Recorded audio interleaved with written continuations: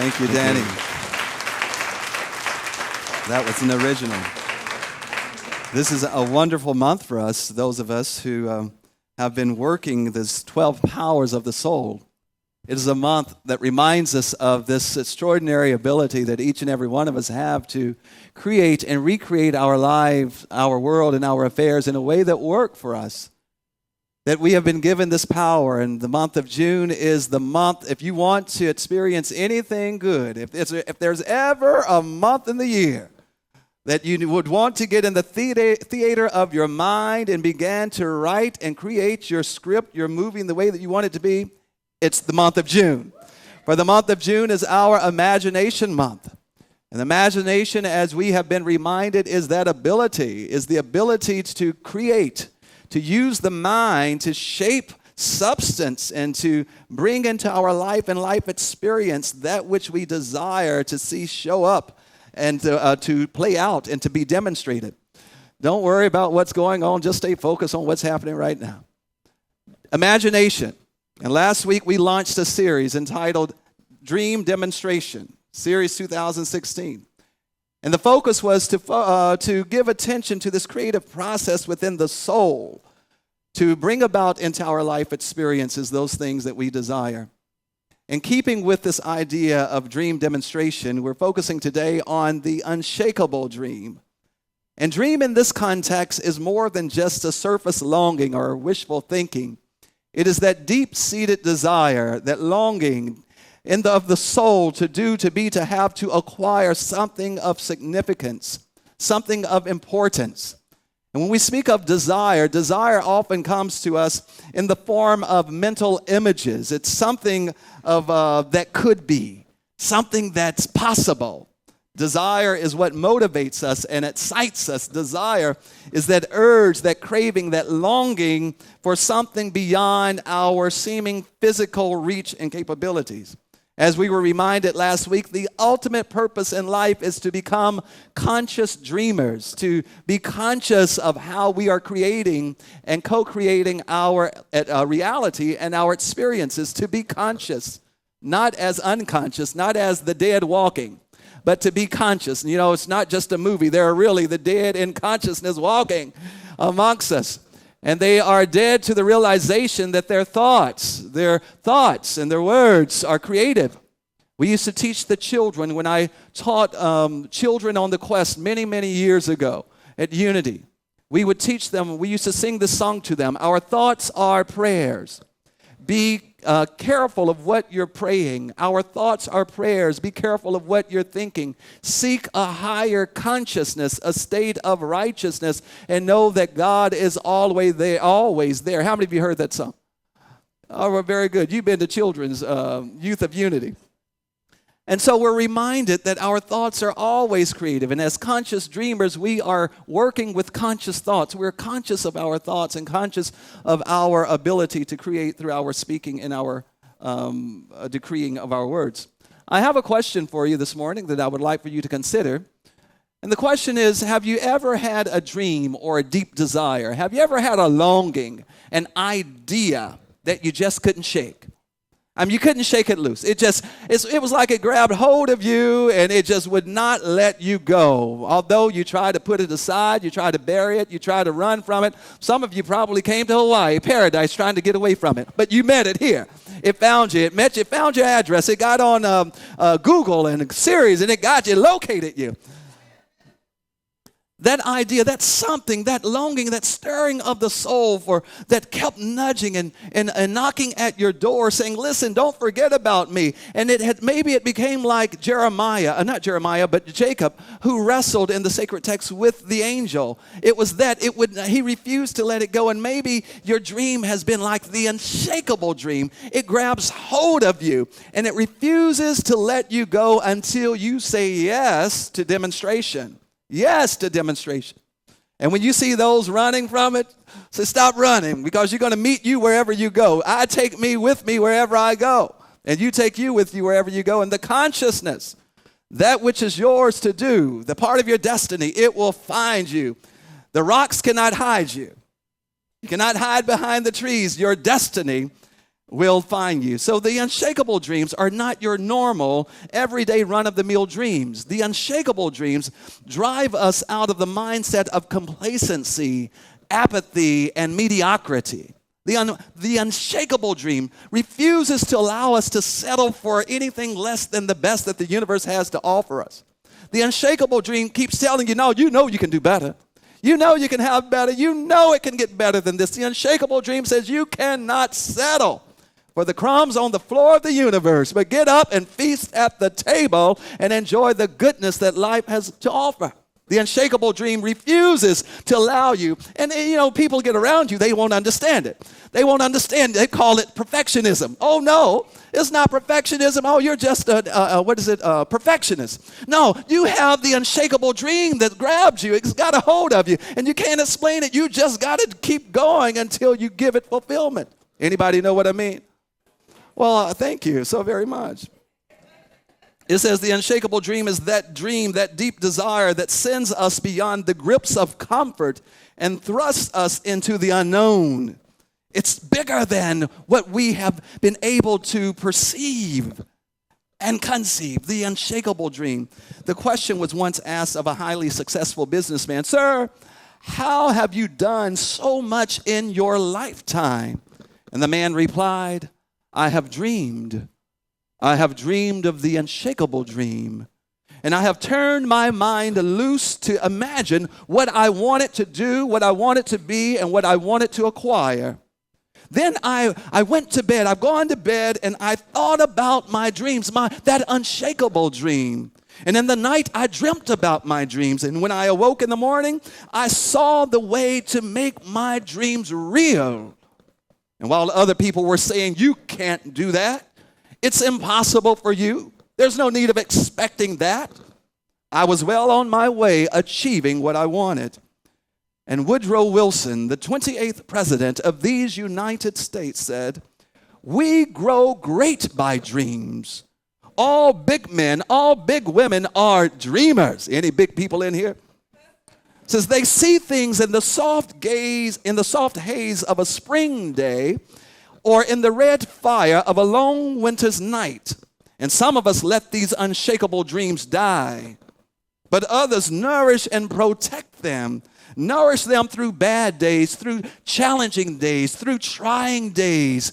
Others nourish them until they bring them into the sunshine and the light of creation and existence, which comes through sincere hope and faith towards the fulfillment and demonstration of those dreams. Friends, this speaks to one of the basic truths of life that says things come to us not by chance, but by consciousness. Say it. It comes to me by consciousness. And it starts in your mind.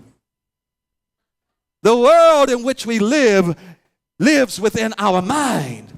You live within the world of your mind. And your mind can create the world that can accommodate your behind in a way that you want to see it and feel it and experience it. Said, I live in the world of my mind. My mind, come on, put it on. My mind has the power and ability to recreate my world at any time. It starts in my mind. Watch what you say, watch what you say. Our thoughts are the tools with which we carve our life story on the substance of the universe. It's been stated, and I'm sure I probably shared this before. I know I did the last two services. At the most basic level, matter, everything that exists in the physical, is nothing other than a field of potential and possibilities that have been shaped and influenced by our thought. Our thought shaped matter. Our thought shaped substance. Our thought can change matter. Our thought that is so empowering. This church should be running over with people. It should be overflowing. That your thought can shape your world. You don't have to go to anybody asking anybody for permission. You don't need to go to anybody for them to contact the divine for you. You can make contact yourself. Dial up, log on, hit connect. And that connection will bring you whatever manner of good you think you might be longing for. It says that imagination, our ability to image that which has never been experienced in our physical reality, is at the ends of our fingertips. Imagination, our innate ability to use this power to bring the divine into manifestation here on this earth. All right, well, Jack, come on, make it plain. The unspeakable, unshakable dream. The unshakable dream calls to us today. And those of you who have been wrestling, you've been toiling with this thing, it's got a hold of you. It won't let you go. You keep seeing it. You're like, oh, God, you keep working at it. Keeps, I think it was Les Brown says, when you get that unshakable dream, you can't shake it off, no matter how hard you try. And refuse to transcend out of this experience without trying. He says, but you got to keep snatching and reaching until you can snatch victory out of the mouth of defeat. And the unshakable dream causes us to reach for the star. You might settle for the moon, but at least you're reaching for the star. The unshakable dream says, do not become complacent. Do not become stagnant. Do not become so satisfied with the status quo. For life is always unfolding and evolving. As Michael Beckwith would say, we are ephosic beings, always becoming our best self. But we have to open the mind and expand the mind in order for it to be accommodated. So the unshakable dream calls us to do a few things, 3 things. The first thing it causes us to do is to believe in the possibility of something bigger, something better, something grander, something good. And I love to attach this. It might not be grammatically or not grammatically, or it might not, mo better. You got it. Mo better. You won't find it in your dictionary. Mo better. That there's something mo better in the universe. Come on, say it. I dare you. Mo better. Come on, put it on like you know something. Mo better. It means it's better. It's more than better. It's even better than your best. It's mo better. It's better than that. So there's something more better in the universe waiting to show up and to express in us, through us, and as us. But we must believe in the possibility of the goodness of the more better. It says we can choose to make reality out of our possibility. We can choose it. It's a choice. It's a matter of choice. By first believing in the expected and the unexpected possibility. I love working with this. We used to work with this prayer. I can't think of the context yet. It was the unexpected income prayer. Some of you might recall that from Catherine Ponder's Dare to Prosper, Dynamic Laws of Prosperity.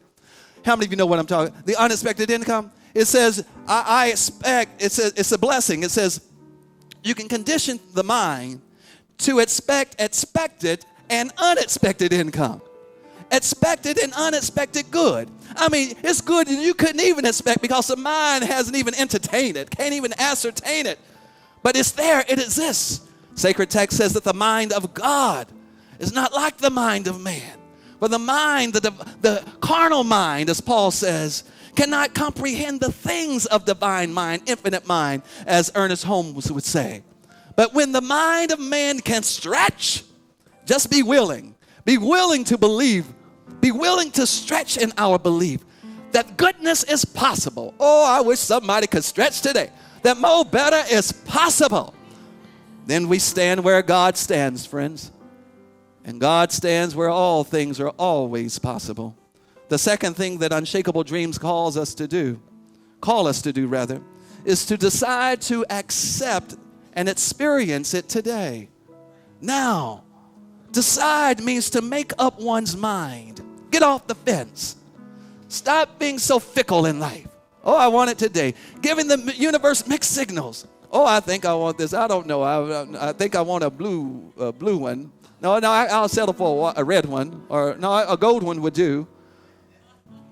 Make up one's mind. Decide.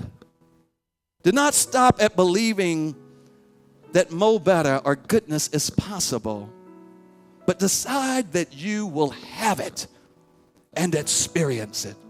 Oh, it takes truly a mind of a dreamer who can stand boldly on the truth of the universe. Say, I decide now that I'm going to have it. Someone said that they decided in moving to Hawaii, they were going to get married. I just wonder, is there anyone in here who moved to Hawaii and said, you're going to come to Hawaii and you got married? Anyone to get married?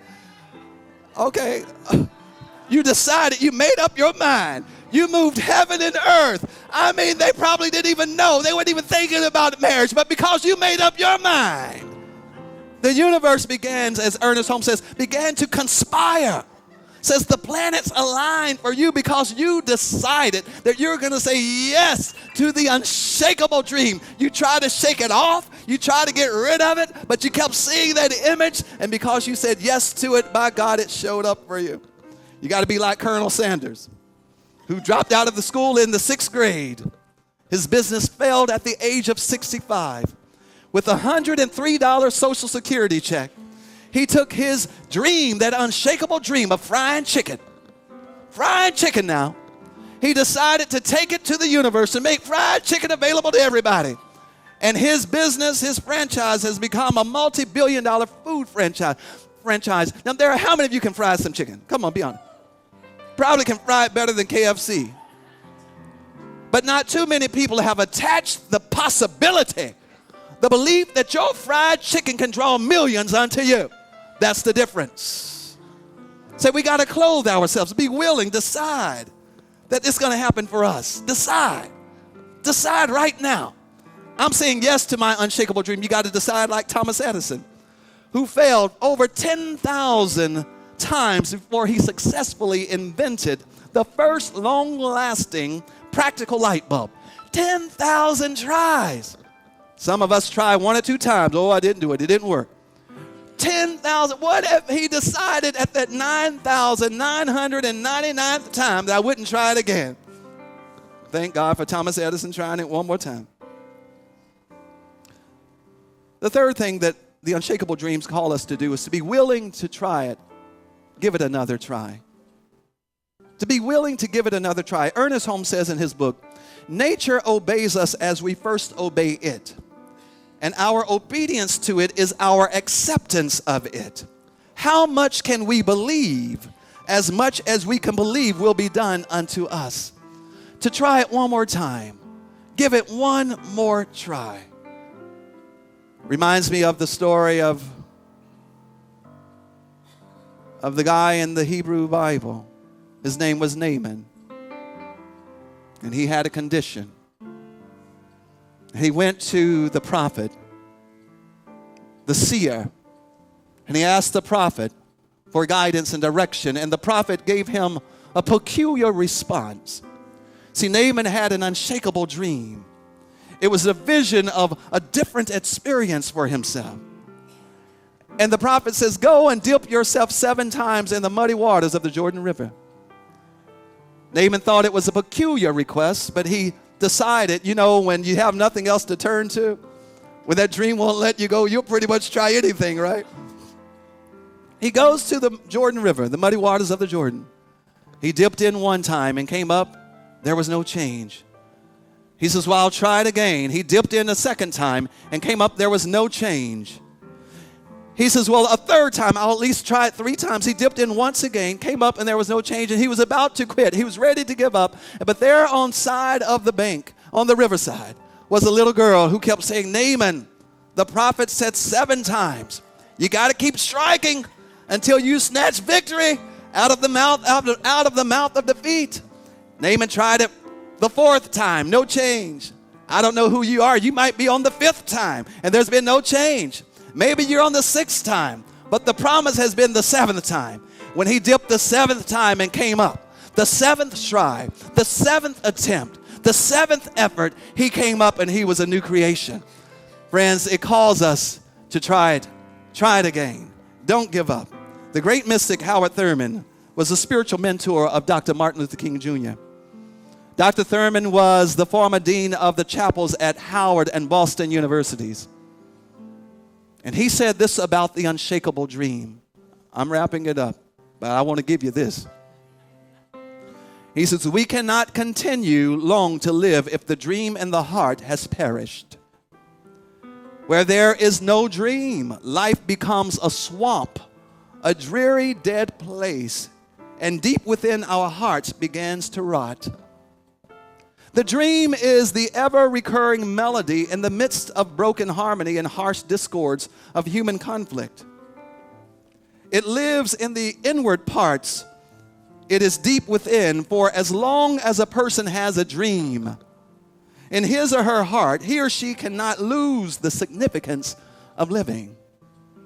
And friends, these words were the words that guided Dr. King. It was the day before the March on Washington, August 28th, 1963. It says they expected 10,000 people together, but more than 250,000 people showed up. He was the last person to speak, and the night before he was preparing his speech. And he went to his advisors and asked them, what do you think? And one advisor says, well, do not add that I have a dream stuff. And Dr. King listened. And it says he decided to retire for the evening. And when he went, he said, I'm going to go now, and I've sought your advice, but I'm now going to go pray to my God. It says the next day, there on the Washington Mall, is it Washington Mall? He was the last speaker. They each had 5 minutes, and right after he had finished speaking, they were going to sing a song and give the benediction. And he gave a message, 5 minutes. I mean, it was good, but it wasn't no better. It didn't have the manna that he'd known before. And he was there speaking, and all of a sudden, behind and back of him, that great gospel singer, Mahalia Jackson, said, Martin, tell him about the dream. And it says he closed his book. And at that moment, he went from one side of history and he was carried to the other side of history. And he began to speak as one who had tapped into the power of imagination. I have a dream that one day my 4 little children will grow up in a nation where they are not judged by the color of their skin, but by the content of their character. I have a dream today. But hey, you used to tell them, Martin, tell them about that unshakable dream that you have. That dream that just won't let you go. And he says, I might not get there with you, but we as a people will get to the promised land, because it is the dream of the past generation and the unborn generation. Friends, when you can stand on your dream like that, you can cause the governments to move. You can cause policies to be changed. You can create a better world that works for everyone. God bless you.